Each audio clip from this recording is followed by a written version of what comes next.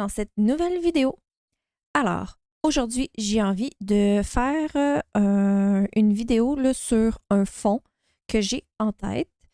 Donc, on est dans le Summer Night de Anna Carlson et j'ai envie de vous montrer un peu mon inspiration et de faire le fond avec vous. Donc, j'ai déjà préparé ma page avec du drawing gum pour protéger les éléments que je ne veux pas que l'encre se retrouve.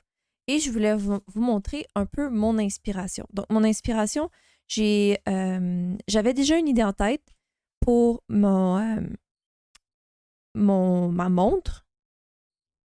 Et puis, comme je ne trouvais rien sur Pinterest, qui est normalement là où est-ce que je vais, je ne trouvais rien vraiment qui allait avec mon idée. Alors, j'aime bien regarder mes papiers que j'utilise quand je fais du scrapbooking ou quand je fais des cartes ou du art journal. Et j'ai trouvé ces papiers-là que j'adore énormément. Et puis, ça avait le feel un peu comme je voulais. Bon, évidemment, là, vous allez me dire, Julie, on est encore dans du bleu.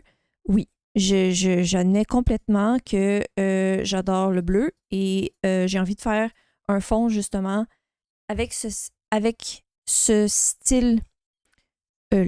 Puis, en plus, en bonus, là, c'est sûr que là, j'hésite entre certains types de fonds, mais là, ça va être plus de l'expérimentation rendue là parce qu'on est tous dans une palette de couleurs qui est similaire.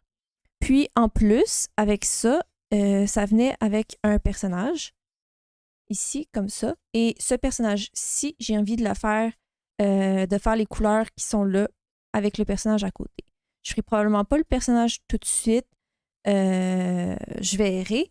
Mais pour le moment, je vais vraiment faire le fond avec vous, avec ma palette d'inspiration. Alors, avec ma fiche de couleurs, avec mes couleurs de référence ici, j'ai sorti beaucoup d'encre Distress qui pourrait fonctionner. Et comme vous le savez, moi, j'aime ça un peu jouer avec mes encres.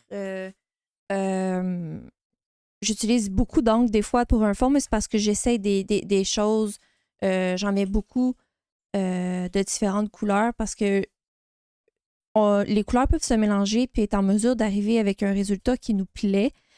Probablement que je ne serais pas capable d'obtenir le même résultat, les mêmes couleurs qui sont ici, mais je veux rester dans le même... je veux être située là, à peu près dans un fond qui est similaire, aussi avec de la texture que je veux venir faire par après, soit avec des stencils. Bon, je ne sais pas encore trop comment je vais m'y prendre, mais bref, ça va être ça. Donc, je me suis sorti énormément de couleurs. Donc, dans les bruns, je me suis sorti Broche Corduroy et Antique Linen. Je me sors toujours le Black Soot aussi pour venir accentuer des couleurs qui sont plus foncées. Souvent, quand j'utilise du bleu, j'aime bien venir utiliser du noir parce que ça fait pas noir, noir, noir.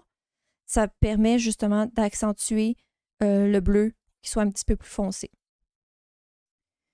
Par la suite, là, dans les bleus, j'ai Chipped Sapphire, Faded Jeans, Stormy Sky, Speckled Egg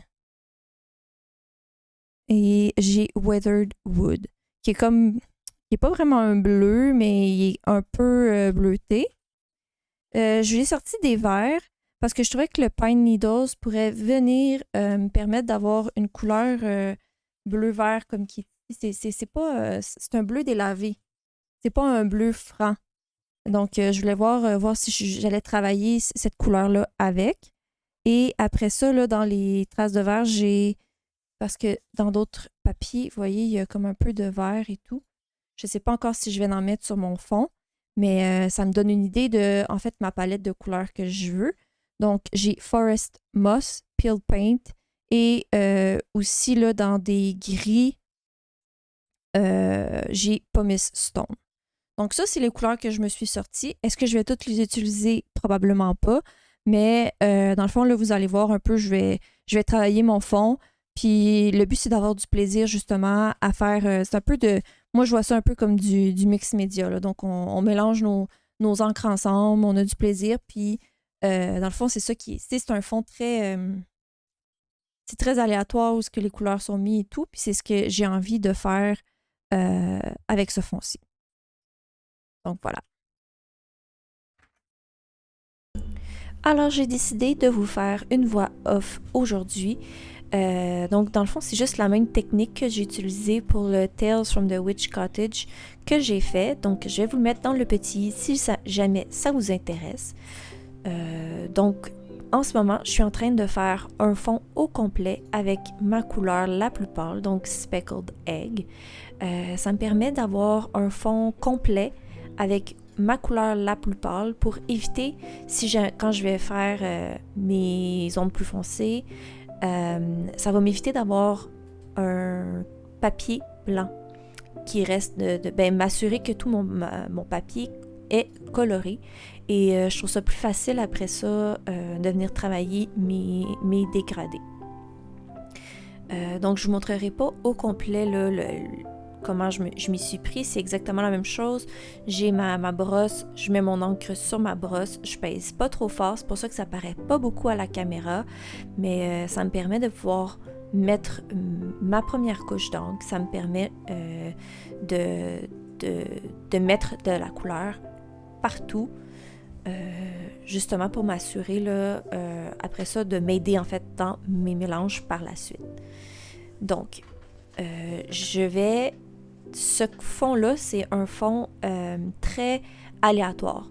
Donc ce que j'ai décidé de faire, c'est à certains endroits j'ai décidé de mettre plus de couleurs, donc plus foncé. Et là je suis avec ma couleur je vais augmenter de plus en plus mes endroits foncés.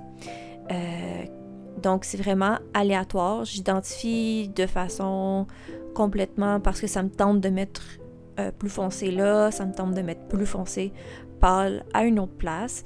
C'est vraiment juste pour du plaisir.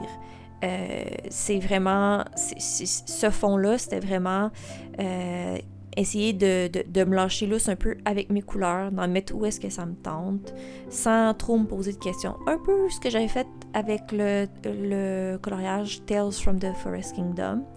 Mais ici, c'était vraiment aussi pour avoir un look, je dirais le look que j'avais là avec mon image de référence qui était très mix media, qui était très scrapbook, qui était très art journal. Puis c'est un peu ce que je recherchais, ce que des fois je fais justement avec la peinture acrylique ou des en spray, quand j'utilise des sprays de couleurs. Donc là, je suis avec Weathered Wood, comme vous avez pu voir à l'écran. Et maintenant, je suis avec Stormy Sky, qui est une couleur plus foncée de bleu. Je reste dans mes bleus pour le moment. À tout moment, dans le fond, dans la vidéo, vous pourriez arrêter là. Dans le fond, ce que je veux dire, c'est que en ce moment, mon fond est pas laid. Il est beau, le bleu et tout ça. Vous n'êtes pas obligé de rajouter toutes les couleurs que j'ai mis, parce que à la fin, je l'ai trouvé peut-être un peu trop foncé. Mais c'est ça, c'est vraiment de s'amuser, de tester nos couleurs, de tester nos mélanges et d'essayer à faire des contrastes ou laisser ça très léger. C'est vraiment la beauté avec les encres, c'est vraiment d'être capable de créer des univers totalement différents avec 3-4 couleurs d'encre, puis de s'amuser. C'est vraiment ça l'important. Donc vous voyez là, en ce moment, on a des couleurs plus foncées, des couleurs plus pâles. Je vais très aléatoire. Et puis, c'est très beau en ce moment, à mon avis. Maintenant, là, je vais rajouter Pine Needles, qui est un vert, un vert bleu, parce que je voulais aller chercher, comme je vous avais dit dans mon introduction, je voulais aller chercher un peu un bleu, un bleu pas trop bleu en fait. Donc c'est pour ça que je suis venue faire intervenir ce vert-là. Et vous voyez que moi je trouve que ça l'a changé les bleus que j'avais déjà mis. Ça l'a vraiment rajouté une dimension à mon fond. Et encore une fois, comme je vous dis, la couleur, je la mets, j'y pense même pas. Je la mets où est-ce que je veux que ça en fait, où est-ce que ça me tente.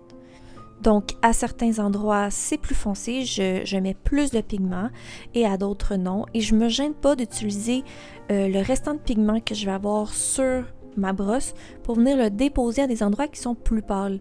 Ça me permet de faire un mélange. Ici, pour ce projet, c'est pas un dégradé parfait que je voulais. C'est vraiment juste un mélange de couleurs, vraiment essayer de créer une ambiance, de créer quelque chose de vraiment mix média, de vraiment cool, juste avec mes encres, puis avec plusieurs couleurs.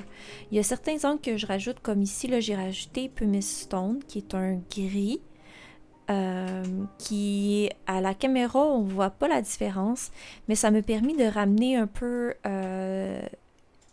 de couleur bleu-gris, en fait, je trouve.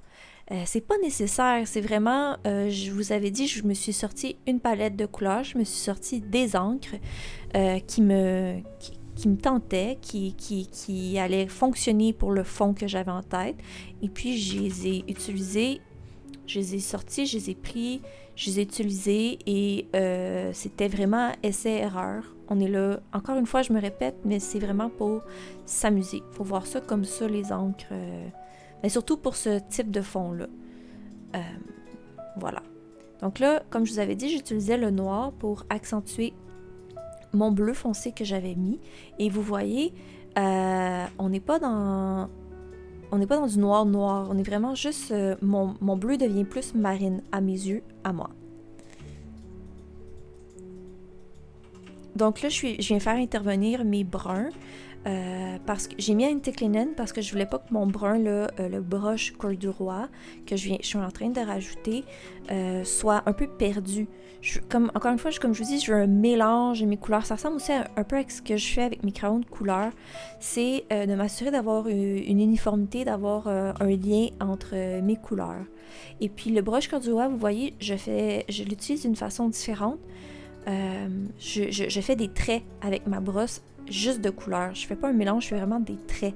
Parce que je veux créer un c'est pas de la rouille, parce que la rouille, normalement, elle le répartit d'en bas. Mais c'était juste pour vraiment créer de la texture. Donc, dans le fond, je veux essayer aussi de créer un mouvement dans mon fond. Et puis là, je viens rajouter du vert parce que j'avais envie de faire un lien avec les feuilles, de faire un lien avec mon image de référence. Donc, vous voyez, mon blend est pas parfait, mais c'était vraiment ça le but. Maintenant, là, je suis en train d'utiliser un stencil avec ma peinture Distress Paint Lost Shadow. Donc, c'est un gris très, très, très pâle. C'est juste pas blanc. J'avais pas envie d'avoir blanc. Et puis, j'ai utilisé le même pinceau que j'utilise quand je fais des nuages. Donc, un pinceau à poil plus dru. Et ça, c'est un stencil de Stamperia. Vous pourriez prendre n'importe quel stencil. Là, moi, j'avais envie d'utiliser un avec style lettrage un peu vieillot parce que je trouvais que ça allait avec le style de la montre. Donc, je fais juste tapoter. J'essaye pas de faire quelque chose de parfait. C'est juste pour mettre de la couleur avec de l'écriture. Donc, vous voyez que j'y vais très aléatoirement avec mon stencil. Comme je vous dis, c'est vraiment juste, je mets de la texture. J'essaie de créer des endroits qui ont de l'air plus surélevés ou plus en avant et d'autres plus en arrière. Et puis, là, je reviens avec mon bleu Chipped Sapphire et je repasse sur ma peinture. Évidemment, j'ai attendu qu'elle sèche et je repasse avec mes couleurs, en fait, sur le dessus. Inquiétez-vous pas, c'est de la peinture Distress Paint. Donc, quand je vais venir, qui est permanente, et puis que quand je vais venir faire la faire réagir avec de l'eau mon fond, ça va enlever, en fait, l'encre que je vais avoir mis sur ma peinture. Voilà. Donc, je perds pas la texture que j'ai faite avec mon stencil. C'est juste parce que, je sais pas pourquoi, évidemment, je le trouvais pas assez foncé. J'aurais pu le laisser comme il était avant, mais j'avais envie de rajouter des éléments. Donc, voilà. C'était pas nécessaire. Je pense que c'est à ce moment-là que je trouve que j'ai trop foncé mon fond et que j'aurais dû utiliser un peu j'aurais pu me restreindre, en fait. Voilà. Donc, vous voyez ma technique où est-ce que j'ai pas mis du drawing gum, j'utilise des post-it. Et puis, bon, je viens faire activer mon fond, mon encre distress avec de l'eau. Et puis, j'éponge cette fois-ci avec un essuie-tout parce que il me crée la texture de l'essuie-tout. Donc, les grains sont différents. Et c'est pour ça que je n'ai pas utilisé mon chiffon en microfibre pour cette fois-ci parce que je voulais vraiment créer cette texture-là que je trouve des fois qui fait style papier ou style pluvieux. Donc, ça vaut la peine des fois, comme je vous dis, d'essayer différentes textures quand vous réactivez avec de l'eau parce que ça peut faire des choses qui sont intéressantes de façon très, très facile. Là, je suis avec ma peinture blanche Picket Fence en Distress Paint. Je mets des projections dans le fond.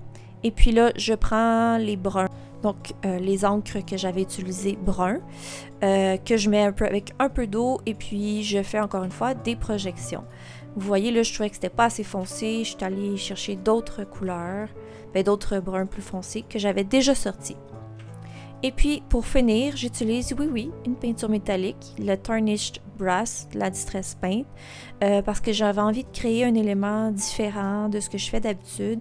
Et je trouvais que ça venait chercher aussi le brun que j'avais mis dans le fond.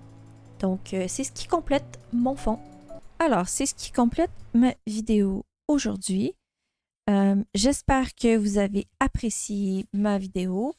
Dans le fond, je voulais juste vous montrer, je suis partie de ces idées-là ici et finalement, j'ai pas du tout le même résultat dans le sens que j'ai pas du tout les mêmes couleurs. J'ai laissé aller mon imagination. Je suis quand même allée avec ce modèle. Mais après ça, j'ai vraiment joué avec mes couleurs. Puis, je suis vraiment contente du résultat que ça l'a donné. Alors, j'espère que cette vidéo vous a plu. N'hésitez pas à me laisser un commentaire. Vous savez que j'apprécie beaucoup vos commentaires. N'oubliez pas le petit pouce et on se revoit pour une prochaine vidéo.